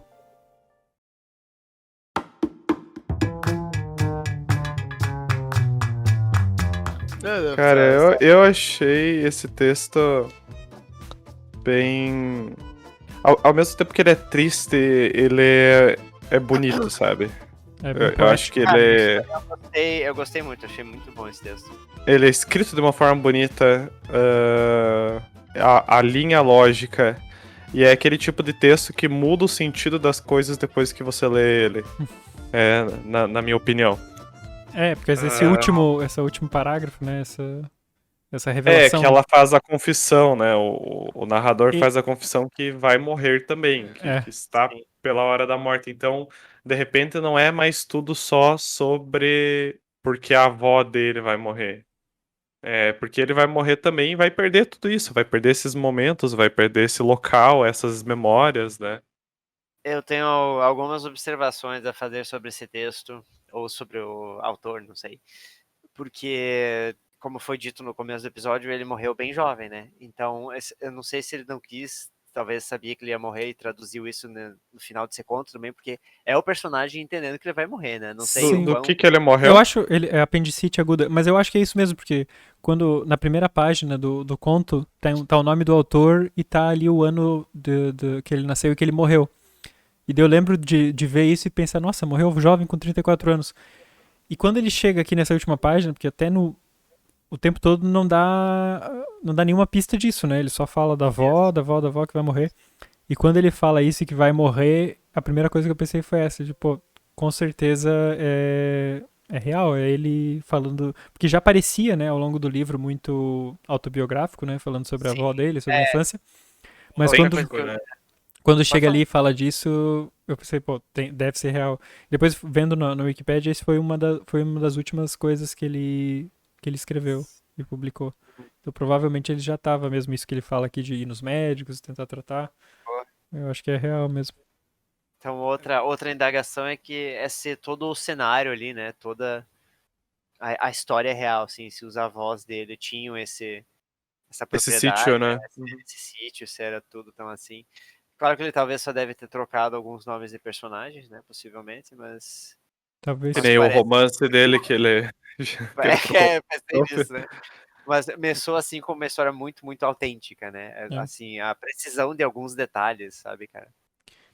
Pra mim, isso que eles falam de ser bonito, tem um trecho mesmo que ele fala que ele chega perto da avó e conversa, e o jeito que ele descreve aquilo, ele fala sobre cenas familiares, repetidas, vezes sem conta, ao ponto de parecer eterna, essencial à minha existência, para que toda a vida desaparecerá em breve, para sempre. E ele fala, e antes disso ele diz, falamos amigavelmente de 1000 pequenos nadas. Essa é É, uma das expressões favoritas minhas desse texto, é. cara. 1000 pequenos nadas, É sabe? sobre meus pequenos nadas. Esse parágrafo aqui, eu acho muito forte, assim, Poderoso. ontem, acho que foi quando eu tava revendo, eu já tinha lido o texto de ontem, quando eu tava passando ele pro computador ali, eu cheguei nesse ponto aqui e eu li ele de novo e chorei, assim, vendo, cara, porque pá, eu não sei, bateu muito forte, assim, esse trecho específico, assim. E tem vários que ele termina, o conto é dividido em... Essas tipo, pequenas partes. em partes, assim. E quase todas elas ele termina bem forte, assim, com alguma coisa impactante, porque ele vai, parece que ao longo. Parece que cada parte ele busca uma coisa do passado, né? Ele faz algum paralelo com a avó atual, né? A avó morrendo e fala sobre a infância, sobre como a avó era antes, quando estava o avô vivo. E no fim ele termina com alguma coisa, tipo aquela a hora que ele tá falando sobre as economias, sobre o avô ser meio pão duro, e daí a avó já aprendeu a não ser tanto assim, e daí no fim ele termina com a tia mandando apagar a luz pra Popeye, e daí a avó fala que não, que ela já vai ter escuridão suficiente na cova, né? Cara, Sempre, né? tem umas tiradas muito boas nesse texto, assim, mas eu Um, não sei, eu também não sei se talvez seja até algo assim cultural, né? Porque tem alguns trechos assim especialmente quando é algum relato da avó dele falando, um pedaço de diálogo, como eles lidam com a morte, né? Tipo, é justamente isso que você falou, já vai ser escuro o suficiente na minha cova, sabe? Uhum. Então é uma forma meio jocosa, assim, de assim, Uhum. encarar a morte, que a mulher sabe que, ou sente que tá chegando, né? Então eu não sei se talvez seja uma coisa meio assim cultural de conseguir encarar com essa eu senti mais que era da naturalidade. personagem isso. Eu senti que Ou era da mais da pessoa. personagem porque falava que o avô não falava sobre a morte, não gostava de falar que ele ia morrer, né? Isso é verdade. E já E a ela gente, fala e fica meio que tirando, né, com a família, como nessa do Lampião, né? Mas daí a família aparenta já não ter um conforto em falar sobre a morte, né? Porque com o avô já não se falava, né? eu acho que a maior preocupação do texto vem com o próprio narrador, né? Falando, sempre narrando assim sobre uma luz mais sombria, como a vozinha tá fraca, tá não sei o quê. No E, presente, né? Ele sempre é, traz no e presente e a apesar avó de já não ser consegue mais presente, isso. e quando fala dela, ela fala, ups, torci o dedinho do pé, mas consegui levantar sozinha, tô de boas aqui, foda-se vocês, e assim Vou vai. pra cama, tchau. Mas vai mudando, né? Porque no começo ele sempre vai descrevendo ela como ainda tá forte, né? Tipo, ela tá que tá se aproximando Não, do fim da vida, mas ela ainda tá muito lúcida, tá muito forte, não sei o quê. Inclusive, no começo diz que Ah, ela não tem medo da morte. E no final, ele, quando tá na última, quando ela já percebe mesmo que agora tá chegando dela, ele diz que ela tem medo da morte. Só que ali eu não sei se quando ele diz na última página a avó tem medo da morte, eu não sei se ele tá dizendo dela ou dele. então, eu isso tava pensando nisso, que eu queria comentar sobre porque uma sensação do subtexto. É que é o texto inteiro, o narrador tentando aceitar o fato de que ele vai morrer. E quem sabe até antes da avó dele, né? No último parágrafo fica bem explícito que ele pode acabar morrendo antes da avó, né? Por conta da doença que não é mencionada, né? Mas eu acho que é quase como uma válvula de escape, né? Você usar a avó, a história inteira, e como ele entrelaça essas memórias da avó com ele, E o que eu senti muito, principalmente no parágrafo, na parte que ele fala sobre estar à mesa, né? Que ele ainda sentava, era no fundo da mesa, ele ainda tratavam ele como criança, é o medo de ser esquecido, sabe? Porque o avô morreu e foi um enterro magnífico, que também é uma cena muito bonita, que ele fala dos mares e da plantação, e que foi tudo muito bonito. A avó tá pra morrer e todo mundo tá sentindo isso, e que vai se perder a propriedade, que vai se perder uma grande parte da família, e ele meio que tá num vácuo em que ele não é memorável para a família trata ele como uma criança, ele não tem coragem de dizer que vai morrer, né? Só pra avó. Ele até diz que a família vai ali por causa da avó, né? Pra ver a avó Isso, no é. velório. E ele faz muito disso que é bem comum quando escritores antigamente, não sei se hoje em dia ainda é uma prática comum, mas muitos escritores faziam isso, tipo, quando sabia que ia morrer, se tacava a escrever para deixar um legado, né? Para deixar algo ali para trás, né? Só que ele sente que também não é o suficiente para a família, né? Para se provar para a família, tanto que é só uma criança que entende por que ele tá escrevendo, ele não tem coragem de dizer, né? Só que até a justificativa do porquê que ele tá escrevendo é meio mentirosa, né? É por causa da avó, mas é por causa dele também. Era É por porque ele. causa dele, mas nessa parte, inclusive, que a priminha dele chega e pergunta sobre o que ele tá escrevendo, eu fiquei encucado porque ela pergunta o que se chama, só que ele acaba não dizendo, né, como se chama, ele só diz sobre o que é. Então, eu Uhum, supus que se chama A Avó Prepare-se para Morrer, que é o nome do conto, né? uhum, Só que, na verdade, também é um preparo dele. sim. Na verdade é uma. E é interessante, É esse uma título é pancadona esse livro, interessante, né? sinceramente. Sim. Esse título é interessante, né? O Prepara-se para morrer, né? Como é que você se prepara para morrer? Porque aqui ele trata da velhice, né? Mas é um negócio muito particular de cada um, né? Tem pessoas que vão morrer jovem, o autor morreu jovem, vão morrer de uma doença e tal. Então, como é que um jovem se prepara para morrer? Porque você entende que você vai viver até a velhice, né? Num cenário otimista. Então, acho é uma jogada interessante que ele faz com esse título e com a história. Pois é, porque ela até no começo tem uma hora que ela tem uma frase muito boa dela que é que ela pergunta: que dirias tu se no próximo ano já não tivesses avó? Né? E ele diz que ela encara a vida de uma maneira lúcida e sempre chama as coisas pelo seu nome, né? É. E parece bem um contraste de como ela encara e de como ele Ele não sabe, encara, né? né? Ele não sabe, não consegue, né? Talvez justamente por ser jovem, né? Ainda e não. Pois é, eu tava pensando nisso. Talvez ele esteja até comparando essa solenidade dela, assim, em encarar a morte, porque ela já tá numa idade avançada, já viveu bastante a vida, e ele tá com esse medo inseguro, além de ser porque é a morte dele, porque ele é jovem, né? Ainda não sabe o que vai ser a partir dali, e ele se sente uma peça, como o Otávio disse, meio deslocado na família, porque ele é uma peça de decoração ali, né? Ele é tipo um dos primos, não é tipo a matriarca da família, igual é a avó. E não só isso, cara. Ele argumenta isso no final, né? Tipo, se ele fosse abrir pra família, todo mundo ia, sei lá, dizer pra ele parar de besteira, porque, pô, ele é jovem, como é que vai morrer de doença, né? E ele não tem o luxo da avó, por assim dizer. Todo mundo sabe que a avó vai morrer. Já tá claro, a avó já está velha. Então ela pode brincar com isso, ela pode se preparar, a família também tem essas obrigações de visitar, porque ela tá velha, ela tá sozinha agora, né? Não tem mais o avô e tal. Mas ele não, ele tá meio que sozinho nessa, tanto que essa confissão do final ela é bem tocante e catártica, né? Porque, tipo, é o único momento. Porque ele decidiu não ficar sozinho nessa jornada de se preparar pra morte, no fim das contas, né? Esse momento me lembrou muito o Artista da Fome. O finalzinho, assim, do personagem soltar aquilo que ele tá sentindo pra fora. E aí você tem um outro entendimento de tudo que estava acontecendo até então, né? Achei muito bem escrito.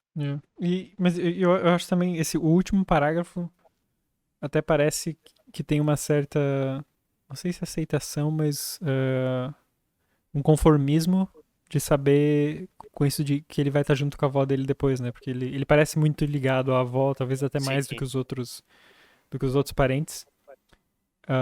E talvez, e ele fala sobre tá ele e ela lá no além, né? Os dois juntos e tal. Então, de certa forma, parece que ele já aceitou, por não ter outra escolha, né? Mas parece que já aceitou e que vê que pelo menos eles vão meio que juntos, vão perto um do outro. Porque antes a avó também fala sobre o avô tá lá esperando há muito tempo, né? Ela começa a ver ele. Eu também achei engraçado quando o avô comenta... quando o avô comenta, quando morre a cozinheira, ele fala, agora a gente já pode morrer porque tem uma cozinheira. Essa parte é boa. E também uma outra cena que lembrei agora falando disso é que talvez fale sobre a criança, quando ele ainda era criança, sobre descobrir e entender a morte, que é quando ele fala que eles tinham uma cozinheira que era francesa e ela fazia umas guloseimas e daí ela morre e ele percebe que não vai mais ter a tal da guloseima que ela fazia. Eu achei muito interessante a forma da criança aprender sobre finitude, sobre morte, a partir da guloseima que vai deixar de existir, porque era ela que sabia como se fazia, né? E é até interessante que quando ele relata dessa guloseima, ele começa a falar com certo saudosismo, né? Porque ele falou, não, no começo a gente odiava isso aí, né? No final, poxa, nunca mais vamos comer aquilo ali, sabe? É tipo o sagu, né, cara? Tipo, sagu... É. Odiava o sagu a infância inteira, mas agora que minha avó que morreu, fazia o sagu morrer. Por uma arte milenar, então jamais passará sagu desse mundo. Eu vou ter que me afastar desse sindicato, gente. Tá louco. Sindicato. Eu ia comentar que eu tive que, apesar de estar em português de Portugal, né, deu para ter um bom entendimento do conto, mas uma palavra eu tive que pesquisar que é patuscos. Porque se referia ao teu nome. Também. mas de qualquer forma, eu não sabia que porra era essa. O que é patusco, né? Eu via que é criança que brinca. Crianças brincalhonas, arteiras, vamos dizer assim. Hoje, Otávio. Tá muito patusco você. Mas tem alguma outra definição? Porque eu acho que tem outro sentido... Deixa eu... Eu acho que é meio... Talvez seja meio bobo. Brincalhões divertidos, folgazões, pândegos. Mas é de brincalhão, né? Eram nomes bastante brincalhões para crianças brincalhonas. Nomes brincalhões. Otávio. Otávio, primeiro eu fiquei... Que? Muito bom, mas isso foi... E ele tem essas partes divertidas em meio a toda essa melancolia. Eu acho engraçado quando fala... Eu acho engraçado e peculiar quando ele fala das coisas da casa não mudarem, né? Porque não se encostava muito nelas. E era meio que uma ordem, né? Os móveis continuavam no mesmo lugar. Os móveis continuavam no mesmo lugar porque ninguém encostava neles. Ninguém mexia. A questão da resistência das gerações, né? E quando ele fala que quando os jovens tentavam... Ele acha que ele até fala a nova geração tentava mudar alguma coisa, já vinha o ultimato do avô, tem a questão do atalho que eles tomavam, que o avô foi lá e trancou. E aí, quando eles acharam, agora eu vou morrer, ou agora vamos poder abrir, daí a avó falou, não, vamos respeitar a memória do avô. Sim. Ela muda de opinião, né? Ela que antes era... muda de opinião. É engraçado pra Eu achei engraçado. Mas isso mesmo do avô ir lá e trancar o atalho das crianças pra não mudar, velho. Eu achei muito... Mas, E uma coisa que eu não entendi, porque não fica claro, não que faça impacto, é a que guerra que ele se refere durante a história, né? Porque também fala da questão... Que fala que eles passaram por uma guerra, né? Mas não... Deixa eu ver aqui a idade... Eu imagino que deve ser a primeira, porque ele fala... A Primeira Mundial, né? Porque parece algo mais distante quando ele era criança. E se for ver aqui, ele era criança, ele devia ter 10 anos quando começou a Primeira Guerra. E ele morreu antes de acabar a Segunda, né? Morreu antes de acabar a Segunda, então acho que foi a primeira mesmo. Porque... eu também não sei se aconteceu alguma guerra na Romênia nesse período então, também. Ele também menciona depois uma outra, que é a participação do vô na Guerra de 77, que aí deve ser do século XIX, que aí deve ser uma guerra mais talvez local da Romênia. Ou da Porque, Croácia. essa parte em específico, ele cita bem sutilmente, me lembrou um conto do Cortázar, que é o. Acho que é Casa Tomada o nome do conto. Uhum. Porque nesse conto do Cortázar, ele cita a ditadura de uma forma subliminar, né? Que o personagem ia lá comprar livros e depois de um tempo não vinham mais livros novos pro país, né? Porque o país estava passando por uma ditadura, basicamente. E isso ali tem uma hora que ele cita a economia, né? Que começava a se preocupar muito com a economia por causa da guerra, né? Uhum. Se não se comprava coisas supérfluas porque tinha guerra, né? Só que tu vê o impacto, eu acho interessante depois o contraponto de quando eles veem o caderno da avó e a avó já não soma mais, né? A avó já não soma mais o que tem.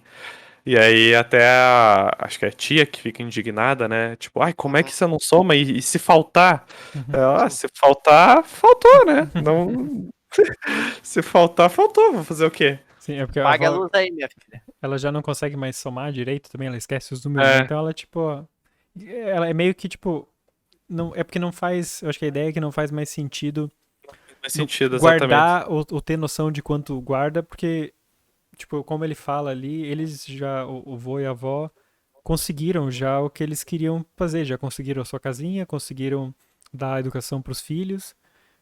Então não precisam mais, assim, né? Então é tipo, ok, se ela tem. E ele fala ali sobre ela dar maçã. E é tipo, ok. O Fora, né? raciocínio dela passa a ser, tipo, se eu tenho e eu ainda tenho e eu posso dar, eu vou dar, né? E ela não interessa quanto eu tenho. Tipo, se eu tenho, eu tô dando. Se eu tenho Nossa, pra as mim e pros maçãs. outros. E, e também nisso, você estava falando antes sobre as coisas não mudarem. E acho que um pouco é isso, né? Tipo, ela chegou nessa estabilidade e se acomodou ali pra ficar assim. Fica assim pra sempre. E pra mim isso também é uma sensação que eu tinha muito quando eu ia na casa da minha avó quando eu era criança, das duas avós. Parece que tudo lá era sempre igual, era sempre constante assim. E de vez em quando tinha algum acontecimento grandioso, tipo, ok, morreu o vô. E aí de repente, pá, as coisas mudam. Tipo, eu lembro bem, bem claramente disso, que quando morreu um dos meus avós, ah, aliás, aconteceu isso nos dois casos. Num deles eu ainda era bastante jovem, mas eu tinha antes aquela constância, né, de sempre ir para casa da avó e tá sempre tudo igual, sempre mesma coisa. A comida tem o mesmo gosto, a cozinha tem o mesmo cheiro, né, o fogão a lenha tá no mesmo lugar. Ah, o macarrão que a minha avó fazia e eu comia cru, com aquela farinha, tinha o mesmo gosto. E a partir do momento que meu avô morreu, não muito tempo depois, a avó se mudou e foi morar na cidade. Então, essa sensação que ele fala, uma hora ali que cortam a árvore de caju ou alguma coisa assim, né, que era bonita. Cortam as árvores, né? Sim. E eu recentemente, quando fui pro Brasil, agora a última vez, meu pai passou na frente de onde era um sítio, né, onde minha avó morava. E ver aquilo depois, assim, de, sei lá, mais de 15 anos, acho, mais até, talvez, foi muito bizarro, assim, pra mim, porque, tipo, tinha ali muitas memórias de coisas que aconteceram com meu avô, com a minha avó, ou mesmo de fotos que eu tenho daquele tempo, e de repente já não existe mais, aquela casa não existe mais, um lugar em que tinha árvores, de repente virou uma plantação de milho, e, tipo, é aquilo que a menina falou, um dia isso não vai existir mais. Né? E, Exato. e você Você chegar escreveu um conto, Tots. e depois você chegar depois e ver aquilo é bizarro. E eu tive uma coisa parecida com a minha outra avó, só que não foi tão. Foi tipo, meu avô morreu e tinha a casa da minha avó e do lado morava o meu tio. Então quando meu avô morreu, meio que deixou de se usar uma das casas. Ah, e era bizarro por um motivo. Primeiro que já era estranho, porque eu sempre estava acostumado a ir lá e de repente não ia mais, porque agora todo mundo ficava na casa do lado. E o outro é que aquela casa ficou meio congelada no tempo. Então as coisas que estavam lá dentro continuaram lá, a sala continuou lá com aqueles móveis, só que ninguém mais Deve usava. ser, deve ser meio bizarro, porque deve passar a impressão. Não é só a impressão, mas talvez a realização, assim, se você parar pra pensar, poxa, tipo, então a gente só circulava, só tinha contato ali naquela casa por causa de uma pessoa, se você parar pra pensar, sabe, né? Sim. Mas, Mas é isso que ele fala durante o conto, né? As pessoas só visitavam a casa da avó pela avó, uma vez ao ano, né? O que é bem comum também, essa questão de você se manter fiel a visitar um membro da tua família, porque é tradição, né? Vamos dizer assim. É. E agora, né, enquanto o Tots falava, pensando. O personagem deixa uma dica muito importante de que ele tá morrendo antes mesmo dele falar, que foi até numa hora que eu pensei, tá, a avó vai morrer, então por que que ninguém assume a casa, né? Que ele fala isso, ele fala que ninguém ia assumir, por que que ele não assume a casa, né? E ele não justifica, ele só fala que ninguém iria tomar aquela casa e cuidar, no fim das contas. E ele, no caso, tu descobre no Eu final acho que não que, pode porque ele vai morrer também, né? além disso, eu acho que fica, pelo menos pra mim, fica claro, assim, como eles não levam muito a sério o personagem, tipo, acho que ninguém ia deixar, sabe, entre os tios e entre os outros primos, como ele fala que ele é um dos mais novos, ninguém ia É, deixar, assim, também. um moleque assumir a casa do matriarca e do patriarca e da matriarca da família, assim, sabe, não, então, eu acho que seria, assim, simplesmente passado por cima, mas eu não sei mesmo. se Sei. também se ele ia querer. Porque a mim dá a impressão que eles já são, como é outra geração e tal, já são bichos da cidade, né? Eles falam de Bucareste ali. Então acho que todos já meio que moram lá e ele, tipo, ele ser autobiográfico mesmo, ele é professor, né? Então, tipo, ele vinha ali, todo mundo vinha ali nas férias de verão, né? O vizinho descreve ali, né? Que eles vêm e vão com o verão sempre. Ah, então, acho que, tipo, não seria uma realidade pra ele, a não ser que ele fosse talvez aposentado. Porque ali parece ser, tipo, uma vilazinha isolada, né? Sim. Ele fala sobre o ar Isolado, puro né? e tudo. Mas é interessante essa ideia que tu tava falando também, Tots, das coisas só, né, não mudarem ou mudarem muito bruscamente depois que as pessoas se vão, né? Porque é isso, né, cara? Ficam as memórias, ficam as fotos, no caso da história que a gente leu. Ele nem isso tem, né? Ele tem literalmente só o registro do que ele tá escrevendo, que ele fala que câmera fotográfica nunca foi comprada, né? Eles não Uhum. tinham esse hábito de tirar É. fotos. E eu imagino que deve ser uma sensação. Eu não consigo lembrar de cabeça ah, uma sensação assim, tão tipo, cheguei nesse local e já não é mais a mesma coisa, porque não passei por essa experiência, mas deve ser um choque mesmo, né? Você chegar e conseguir ver o que era antes e ver o que é agora, né? O, e para mim, além disso, outro motivo que bateu forte, assim, esse conto é. Tem uma hora que ele fala sobre quando o avô morre e ele não. E ele pensa. A primeira coisa que ele pensa é que várias coisas que ele deixou de perguntar. Uhum. E. E eu também já pensei nisso, assim, porque eu era muito pequeno quando um dos meus avós morreu e o outro já não era assim tão pequeno, ainda era adolescente, mas já tinha um pouco mais consciência, assim, mas também, tipo, nunca tive tanta oportunidade de falar, de conversar com eles, assim, né, quando, tipo, era pequeno, né. Ah, e, e ele fala depois sobre a avó, né? Também ele sobre essa mesma coisa, né? Porque a avó ainda tá lúcida, ainda se lembra muito das coisas e fala às vezes com detalhes da infância. E uma das últimas vezes que eu fui pro Brasil, teve um dia que eu peguei e fui conversar com a minha avó e peguei tipo uma caixa de fotos antiga assim, uma caixa de sapatos. E foi tipo olhando porque eu queria encontrar uma foto por acaso mas aí acabou que a gente tipo olhou as fotos todas da caixa e ela foi contando, porque eu perguntava, quem é essa pessoa aqui da foto? E daí ela pegava e começava a falar daquela pessoa, assim, tipo, fotos em preto e branco super antigas, assim. E aí eu pegava e escrevia atrás o nome, né? Porque, tipo, só ela sabe Só ela quem sabe. é aquela pessoa, assim, porque é, sei lá, a prima de alguém que já Sim. morreu há 20 anos, sei lá. E aí eu ia Uhum. escrevendo atrás de cada foto.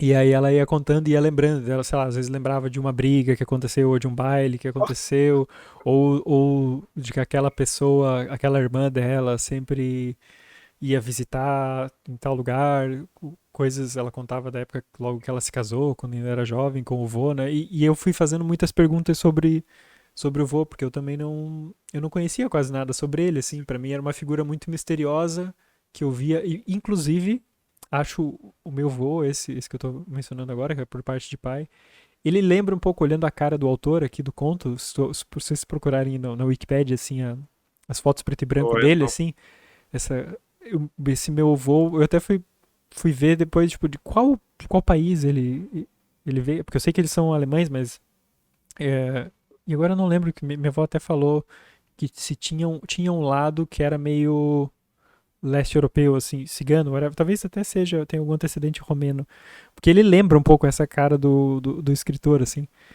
Uhum. E eu fiquei perguntando pra avó, assim, coisas sobre ele, porque eu não sabia mesmo, assim, tipo, de quando ele era criança ou do que ele fazia, né, do que ele gostava, como foi a experiência dele, tipo, ele foi pro exército, né, não foi pra guerra nem nada, mas foi servir o exército, uh, e para mim foi uma experiência, assim, foi, foi muito incrível poder ouvir isso, né, ter a oportunidade de ouvir isso da minha avó, porque eu nunca tive a oportunidade de perguntar pro meu avô essas coisas. Então, quando ele fala disso no começo do texto, foi tipo, já. É. Yeah. Muito imersivo. É. Uma pena que o resto do livro não tenha se sustentado assim, né? Bom, pra mim esse conto, não li ainda os outros mais longos que esse, mas pra mim esse valeu o resto, assim. Valeu o livro. Pelo que tu Valeu fala, as 2 foi. pedras no caminho. Se esse é o primeiro do livro, já Não, começou não é o no primeiro. ápice. Ah, tá. Pensei que esse era o primeiro. Não, eu escolhi pelo nome. Esse que eu fui lendo o nome, Uhum. e era foi o nome logo que me chamou mais atenção. Eu achei o melhor nome de conto, assim. Uhum.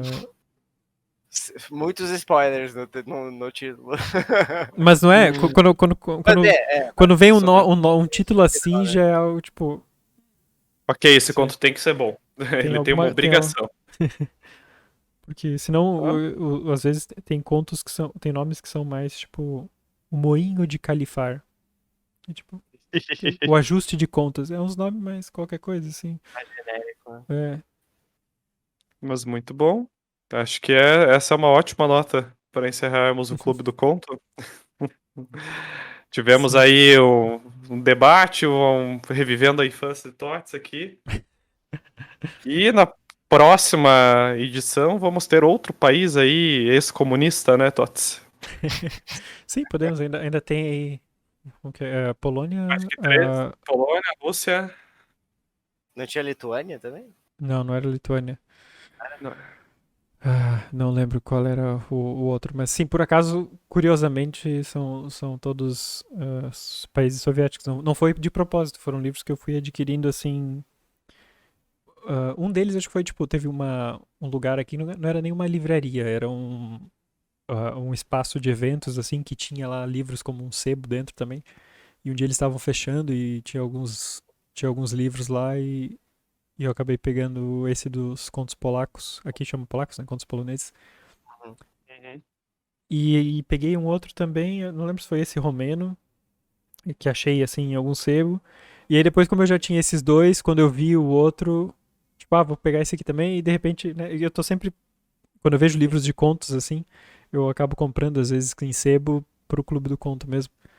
Mas quando eu vi, tava ali com 4 livros de, de coletâneas de países e também porque eu via que eram países que eu nunca tinha lido nada, né? Tipo, nunca tinha lido nada de um escritor romeno. Então, não conhecia. Tipo, eu li o nome aqui de todos esses autores e, tipo, não conheço nenhum, nunca ouvi falar de nenhum. É essa galera. É. Então, eu acho sempre interessante ouvir, especialmente quando é algo assim, tipo esse aqui que fala muito da realidade deles, né? Do dia a dia dessa época. Acho que é bem enriquecedor você ler. Os outros contos do livro, por mais que eu não tenha gostado da maioria deles, também acho interessante ver os temas que eles abordam, ou como eles escrevem, né? Porque é muito diferente dos escritores sul-americanos em vários. Tem coisas similares e tem Uma coisas outra muito diferentes, realidade. né? Mas é uma outra cultura, é uma outra história, né, bicho?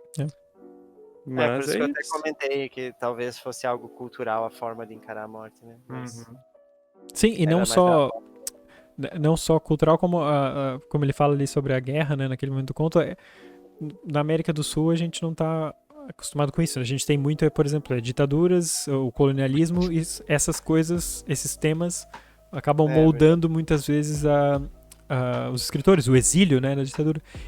E para eles, aqui na Europa, principalmente escritores dessa época da segunda metade do século XX, da primeira metade, segunda metade, é guerras, porque sempre tem uma guerra. É a guerra de independência no final do século XIX, são a primeira e segunda guerra no começo do século XX.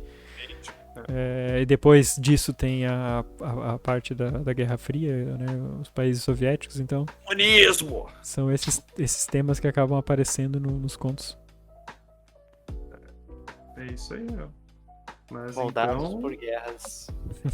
Então é isso. Na próxima edição teremos mais um autor ex-comunista aí. Pois não sei, não sei se já vai ser no próximo. Não, no próximo Clube do Conto, no caso, né? Sim, pois é, não sei, não tá definido ainda, né, qual vai ser o próximo Clube do Conto. É que todos os países são ex-comunistas ali daquela tua lista, se eu não me engano. Sim, é que a gente fez a enquete, né, e ganhou esse aqui. Agora, não sei se o próximo episódio não é necessariamente sobre um daqueles. Mas por mim vai. Por mim, a mãe Rússia vem aí em breve. Mas então é isso. Se você ouvinte chegou até aqui, ao final desse mais longo episódio do Clube do Conto, creio eu. Sim, com certeza. Eu acho que é. Com certeza. Deu quase uma hora de leitura do texto, cara. Quase uma hora. Com um audiobook aqui, quase. Mas se você tem algum comentário, alguma sugestão, algo a acrescentar nesse debate do Clube do Conto, mande um e-mail para nós no sindicatoescritores@gmail.com ou deixe uma mensagem aí nas redes sociais, enquanto ainda dá tempo no Twitter. Senão daqui a pouco vocês vão ter que deixar no nosso cu. No nosso cu. O sindicato não tem cu ainda. O sindicato ainda não tem cu. Mas em breve, quem sabe? Instagram também, Sindicato dos Escritores.